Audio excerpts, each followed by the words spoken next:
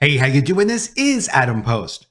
Paramount put out a show on Paramount Plus, their streaming platform, that challenges the climate change agenda narrative.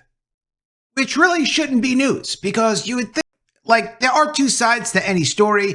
Different people do bring different facts to a situation. People have opinions. But in Hollywood today, it's like a revolution. Coming from Zero Hedge, Paramount series Landman surprises with conservative anti-climate agenda message. But Newsweek is not so happy about this. Newsweek is pretty far to the left. Fact check, Taylor Sheridan's Landman is a hit, but its writing misleads. How did this show even come to be? Why would Paramount do something like this? Taylor Sheridan is pretty much a money machine, and he's already done a lot of work for Paramount. Yeah, he's got Landman on Paramount, which is doing well for them, but he also had Yellowstone, Lioness, Tulsa King. The first season of Tulsa King is actually really good. The second season, I don't know what happened. I don't like it. So at least over at Paramount, their moneymakers are allowed to get outside the lines a little bit. Go back to producing another point of view that isn't the same point of view as everything else in woke Hollywood. It's been a long time since conservatives were treated like the good guys in Hollywood. Likely because ESG initiatives and the overrepresentation of social justice cultism on social media convinced production companies that it was more lucrative to go woke. However, this assumption turned out to be a massive error in calculation, as Get Woke Go Broke became the mantra that ultimately toppled the media industry and the Democrat Party. Today, the majority of entertainment companies are struggling with failure after failure. Most of their projects lose vast sums of money, and producers have been unable to squeeze any blood from the classic franchises they used to rely on. And for example, look at this. You thought The Acolyte was bad.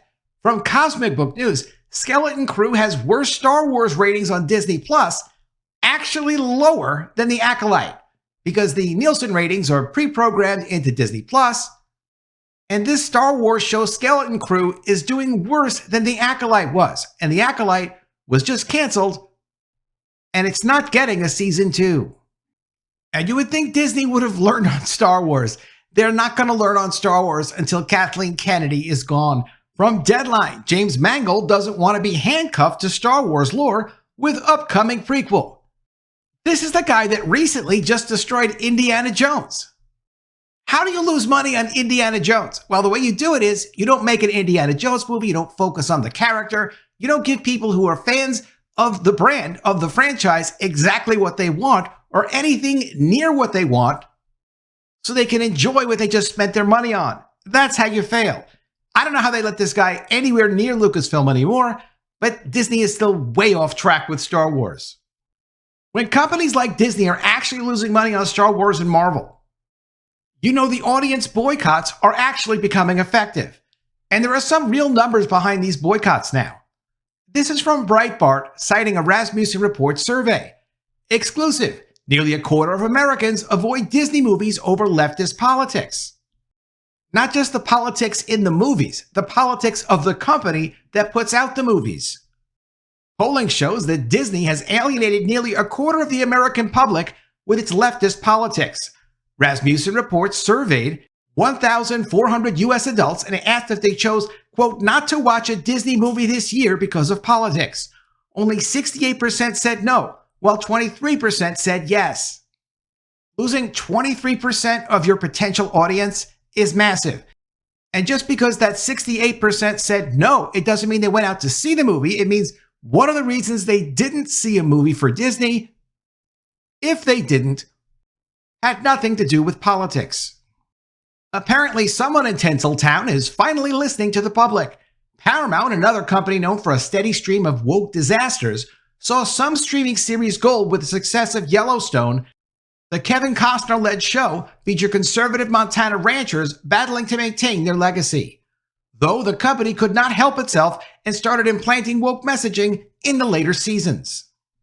Yellowstone might have given Paramount a taste of that old-school era of big-money entertainment, and they've doubled down on what can only be described as an ultra-MAGA series called Landman, starring Billy Bob Thornton. Thornton plays Tommy Norris, a crisis executive or fixer for a small Texas oil company. While the show does involve some extraordinary plot twists to keep the audience invested, each event ties back to the very real problems related to the dangerous business of oil drilling, the open U.S. border, Mexican drug cartels, government interference, and disinformation from the environmental lobby. You might not find a more factual depiction of the American oil industry in modern media. Perhaps the most interesting thing about Landman is that someone at Paramount had the stones to greenlight a show that speaks against the man-made climate change agenda and the claims of the sustainable energy lobby. It doesn't glamorize oil, but it acknowledges that there are no practical alternatives. Energy really is necessary for everything that we do in society. It's not just for listening to videos or watching TV, of course. We can't have food without energy. We can't have transportation without energy. People need energy to survive. This is not like a complicated scientific fact, and I'm not a scientist, but I'm telling you, we do need energy, and I know you already know that. Fooling around with our energy supplies is not a safe thing. It's like playing with fire.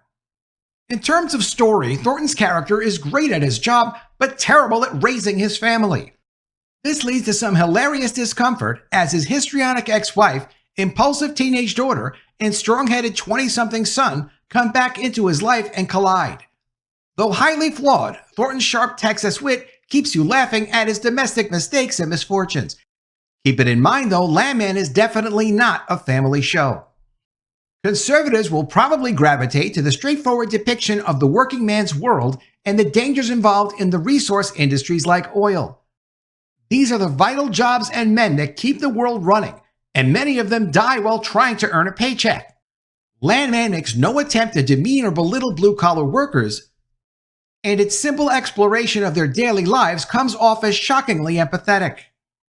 Appealing to the working man in media without pandering is a tough balance, but Landman does it well. There is also no absurd melodrama or unrealistic character changes to artificially drive the plot forward. What you see is what you get, which is refreshing these days. Overall, Landman is definitely worth a watch. It's important to encourage entertainment companies by rewarding them when they abandon woke messaging and make something actually intelligent. This is not to say that they won't screw up the show by adding leftist propaganda in later seasons, because liberal executives cannot control themselves, but the first season of Landman is a win. The ratings are good. People like the show. But if it doesn't exactly fit the narrative of what people want to promote, those people are going to hit back hard. Coming from Newsweek, fact check, Taylor Sheridan's Landman is a hit, but its writing misleads. So Newsweek went and they spoke to as many authorities that they could find that would disagree with what's presented in Landman by Billy Bob Thornton's character. Of course, there's no way to decide based on this video or the article in Newsweek who's exactly right about the situation. The scientists and research that Newsweek is going to cite is going to be supported by people that say, don't question our science, just take our pronouncements. You're expected to always trust their science no matter where it comes from, or if they can't show you how they came to that conclusion. That said, people do have common sense, and they do understand reality from fiction. Landman is not a scientific show. It's not going over equations. It's a character acting out a story. But even through stories, and sometimes especially through stories, you can create a counter-narrative that make people question the official narrative. And that's what Newsweek does not like. Landman, a new TV series from Yellowstone writer Taylor Sheridan, includes examples of false and misleading writing about renewable energy and climate change technology, according to Newsweek's fact-check team, who have researched this on their own. Now, is Newsweek known for their scientific breakthroughs? No, especially not recently, but that's what they have a right to do. They're writing their article, and we're covering it. A scene in a later episode of Landman has been a hit with conservatives going viral on social media. In episode 3, Thornton's character, Tommy Norris, invectively describes the lifespan of renewable energy tech to attorney Rebecca Falcone, played by Kayla Wallace. After Norris drives Falcone to take a look at a wind farm up close, he says, quote, "Do you have any idea how much diesel they have to burn to mix that much concrete? Or make that steel and haul this out of here and put it together with a 450-foot crane? You want to guess how much oil it takes to lubricate that thing or winterize it? In its 20-year lifespan, it won't offset the carbon footprint of making it. And never mind the fact that if the whole world decided to go electric tomorrow, we don't have the transmission lines to get electricity to the cities. It would take 30 years if we started tomorrow. The character also went on to claim that oil giants such as ExxonMobil would have built more wind farms if they saw a benefit. On TikTok and X, right-leaning users and commentators have shared the clip numerous times. Banshee, a writer at Red State, wrote on X, "Every left-winger should have their eyes held open to be forced to watch this on repeat until it sinks in." That post has been viewed 21.6 million times, and similar posts likewise have received millions of views on the platform. On December 2nd, the official TikTok account for Landman posted a longer version of the clip. While audiences may expect the character to defend the oil industry because that is the industry that the character works in, so it would be extremely normal, and that may make him an unreliable narrator, what he says in this scene is not forcefully challenged. Well, how is it that if you have a conservative point of view, stating a character's opinion, that needs to be forcibly challenged? It's as if there's really only one version of their truth, and you've got to just follow their truth like some kind of religion. That might have worked a few years ago, but not anymore. Landman, they admit, is by no means an apology letter or puff piece for the oil industry, as it depicts industrial corruption and the inherent human danger involved in drilling. However, as Newsweek discovered, most of what Norris said in the viral scene was either false or deeply misleading. The character made this specific claim, quote, "In its wind farm's 20-year lifespan, it won't offset the carbon footprint of making it." And here's their research to confront that fictional character. Research from 2016 in the Journal of Fundamentals of Renewable Energy and Applications. The greater amount of energy a turbine produces, the quicker it's offset. Researchers reported a 64-day offset for a 3.4 megawatt turbine compared to 354 days for a 100 kilowatt one. Recent research from 2024, published in the Journal of the Royal Society of New Zealand, assessed a 176 megawatt wind farm comprising 41 turbines and found that the plant recouped its energy costs in half a year, with a greenhouse gas payback of 1.5 to 1.7 years.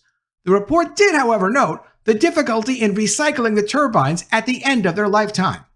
And when they say that there will be difficulty in recycling the turbines at the end of their lifetime, apparently there's no accounting for that.